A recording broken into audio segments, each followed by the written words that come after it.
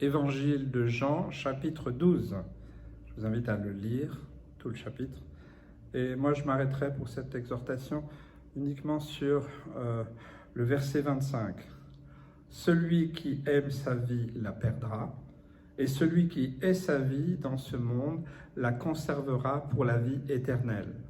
Le chapitre 12 de cet évangile, il nous parle de l'arrivée de Jésus à Béthanie, et puis aussi du parfum qui a été répandu sur les pieds par Marie.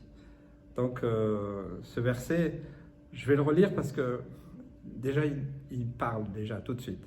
Celui qui aime sa vie la perdra, et celui qui hait sa vie dans ce monde la conservera pour la vie éternelle. Jésus, il se rapproche de Jérusalem, Yerushalayim. Il revient de Béthanie, là où on l'a vu la dernière fois, bien, où il a ressuscité Lazare.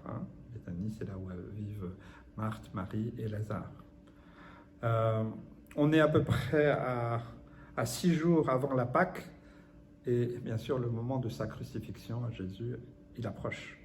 On retrouve encore Marthe affairée à servir à table, comme à son habitude, et on voit Marie agir une seconde fois à l'égard de Jésus en loignant ses pieds avec un parfum de grand prix, un prix élevé, et elle essuie les pieds de Jésus avec ses cheveux.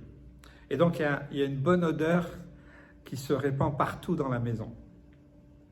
Alors on voit la profonde révérence de Marie envers Jésus, on pourrait dire une dévotion, non basée sur des œuvres, comme le service de Marthe, mais sur la valeur de Jésus, du Messie, du roi des rois.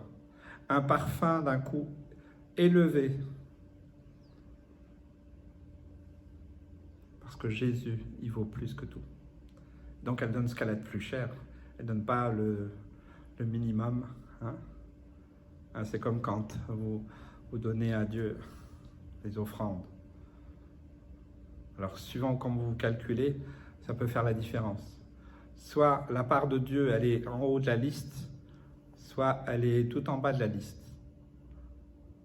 Soit c'est d'abord vos besoins, vos loisirs, tout ça, il reste ça. Bon, ouais, bon, ok, ça c'est pour Dieu. Soit c'est votre foi, vous mettez tout ça en haut de la liste, et alors peut-être diminuer d'autres choses qui étaient peut-être pour vous. C'est comme le jeûne. Le jeûne, c'est pas seulement de manger, c'est donner quelque chose auquel nous tenons. Ça peut être du temps, ça peut être, je sais pas, au lieu d'aller faire un sport, ou aller à tel endroit, ou faire ceci, ou voilà. Ce temps-là que j'aime, qui est pour moi, je le donne à Dieu. C'est ça le vrai jeûne. Donc il faut faire attention avec la nourriture aussi. Donc des fois, il y en a qui ne sont pas capables de jeûner de nourriture, et puis il faut être sage, il faut être prudent. Moi, j'ai fait des longs jeûnes, mais ok, c'est pas la question, mais voilà, il faut de la sagesse, et des fois simplement en donnant à Dieu ce que nous avons de plus cher, qui compte pour nous. Ça c'est mon temps, voilà, ça c'est à moi, ça je me fais plaisir, ça, on a le droit. Mais de temps en temps, le donner à Dieu, c'est aussi une expression de comment nous voyons notre Maître et Sauveur. Le nard, c'est l'un des plus anciens parfums orientaux connus. Il est de couleur ambrée et ça sent très très fort. Sa valeur vient sûrement du fait qu'il venait de très loin. En effet, la plante dont est tirée l'huile pousse au Népal, en Inde et en Chine, donc très loin d'Israël. Alors on voit un autre personnage, c'est Judas. Lui, il connaissait la valeur en argent de ce parfum. Donc, il aurait bien voulu en profiter lui-même, puisqu'on sait qu'il piquait dans la caisse. Ok. Alors, il fait un peu, mais pour les pauvres et tout ça. Non, ok. Jésus n'est pas dupe. Il le reprend afin que les autres disciples comprennent une vérité importante, c'est que bientôt, Jésus allait mourir et il allait être enseveli. Donc c'était pour sa sépulture. Jésus allait bientôt mourir, et cet acte de Marie qui était prophétique pour embaumer le corps de Jésus. La nouvelle que Jésus était à Béthanie, elle s'est répandue, comme le parfum se répand. Quand Jésus est quelque part, la nouvelle se répand. Quand ma maman a été guérie, instantanément, elle s'est levée, elle ne marchait plus, elle était paralysée, eh bien, la nouvelle s'est répandue, il n'y avait pas Internet, il n'y avait même pas les téléphones portables, ça s'est répandu comme une traînée de poudre dans tout l'immeuble, dans tout le quartier. Et donc les gens avaient faim et soif. Et donc les pasteurs ont dû venir, ils ont fait des réunions dans les halls d'immeubles. Les aveugles ont vu, des sourds ont entendu, des muets ont parlé, toutes sortes de maladies. Parce que ils étaient dans la présence de Dieu, ils croyaient, ils avaient vu. La bonne nouvelle se répand toujours vite.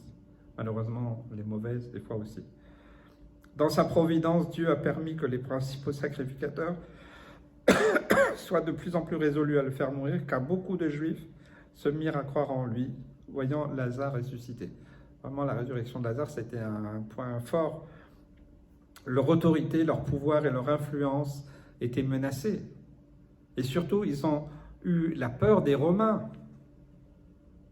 Et vous savez, les Romains, ce n'étaient pas des enfants de cœur. Hein. Ils avaient déjà massacré dans toute leur conquête des milliers d'innocents. Et voilà, ils ne feront pas de cadeaux. Hein. Jésus bénéficie ensuite d'un accueil triomphal lorsqu'il se rend enfin à Jérusalem.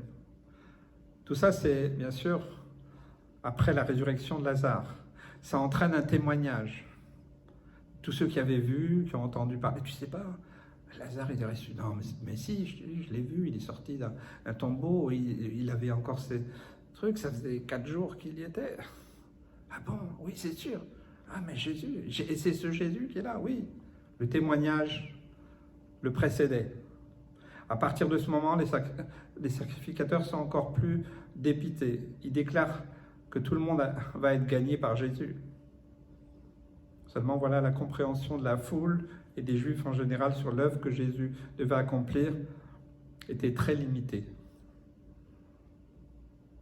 Et d'ailleurs, quand ils l'accueillent comme le roi d'Israël. Pour eux, Jésus était venu pour être un roi et donc se débarrasser des Romains, en fait, de leurs ennemis. Restaurer le pays et en prendre la direction. Donc, vous savez, la fête de Pâques des Juifs du monde entier venait avec cette même espérance. C'est, bien entendu, c'est de voir Jésus. Ils attendaient le Messie. Et beaucoup disaient, ah, venez, c'est peut-être le Messie, le Mashiach, qui est là. Donc il y avait une fébrilité, il y avait une agitation dans la ville de Jérusalem. Mais le Seigneur répond en exprimant la réelle raison de cette première venue sur la terre. Il était temps pour lui d'être glorifié, c'est-à-dire de mourir sur la croix. Jésus met en évidence le fait que sa mort était nécessaire, puisqu'elle allait porter du fruit pour sauver les perdus, pour que toi et moi, on soit sauvés. Celui qui aime sa vie la perdra, et celui qui hait sa vie dans ce monde la conservera pour la vie éternelle. Jésus met en relation la mort nécessaire d'un grain pour qu'il puisse porter du fruit en énonçant les conditions selon lesquelles elle s'accomplit pour ceux qui veulent le suivre. Et pour bien comprendre, il faut lire le verset suivant. Si quelqu'un, c'est le verset 26, si quelqu'un me sert, qu'il me suive, et là où je suis, là aussi sera mon serviteur. Si quelqu'un me sert, le Père l'honorera. La première dimension que nous pouvons constater, c'est qu'en suivant Jésus, on prend le risque de perdre notre vie. Des millions de chrétiens, depuis des siècles, et jusqu'à aujourd'hui, ont perdu la vie à cause de leur fidélité à Jésus. 360 millions en 2023. Si ces chrétiens avaient aimé leur vie sur terre, ils auraient tout fait pour éviter d'avoir à souffrir et à être mis à mort. Si vous n'abandonnez pas Jésus, on vous tue. Bon, finalement, je vais le renier, puis après je reviendrai à lui. Ça ne marche pas, ça. Nous savons très bien, nous, enfants de Dieu, que la mort est une délivrance. parce que nous rejoignons immédiatement la merveilleuse présence de Jésus pour toujours. C'est en aimant Christ de plus en plus que nos propres vies, que nous sommes capables d'aller jusqu'au bout pour lui. C'est juste cet amour. Cet amour. Mais même cette capacité nous vient de Dieu. Qui peut dire aujourd'hui qu'il acceptera de mourir sans crainte si l'occasion se présente? Aucun de nous ne peut le dire. Personne ne sait comment réagir. On réagira face à la torture, face à peut-être tuer un de vos enfants, votre conjoint. Personne ne sait comment il va réagir. Donc faites attention. La deuxième dimension révèle de la mort à soi-même.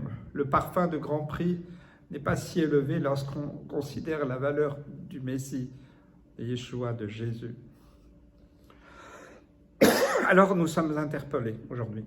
Est-ce que nous sommes prêts à venir comme Marie au pied du Maître et lui remettre tout ce qui est précieux à nos yeux pour que cela répande la bonne odeur de Christ autour de nous? Il y a un prix à payer. Jésus l'a payé. Mais nous aussi, nous devons, en tant que porteurs de Christ, être prêts aussi à payer. Beaucoup de choses doivent être mises à mort en nous, tout au long de notre vie chrétienne. Ça fait partie de la sanctification. C'est l'œuvre du Saint-Esprit en nous, c'est l'œuvre de la parole de Dieu. Cela peut être des ambitions particulières, de l'orgueil, des choses que l'on place avant Dieu, des personnes qui nuisent à notre marche, peut-être des péchés cachés, des soucis. Mais cette mort à nous-mêmes n'est pas possible sans comprendre une dernière dimension dont nous parle Jésus indirectement dans ce chapitre. Parce que Jésus allait bientôt mourir sur la croix. Il y a une mise en parallèle de cette persécution et de notre propre mort.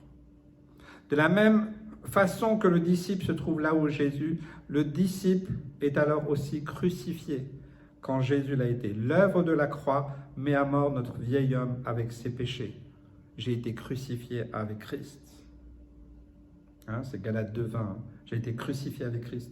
Si je vis, ce n'est plus moi qui vis, c'est Christ qui vit en moi. Si je vis maintenant dans la chair, je vis dans la foi au Fils de Dieu qui m'a aimé et qui s'est livré lui-même pour moi. En étant en Christ, nous sommes déjà morts. Morts à notre ancienne vie. Et nous avons alors toutes les ressources nécessaires par l'Esprit de Dieu, par sa parole, pour suivre Jésus comme un disciple, dans l'obéissance.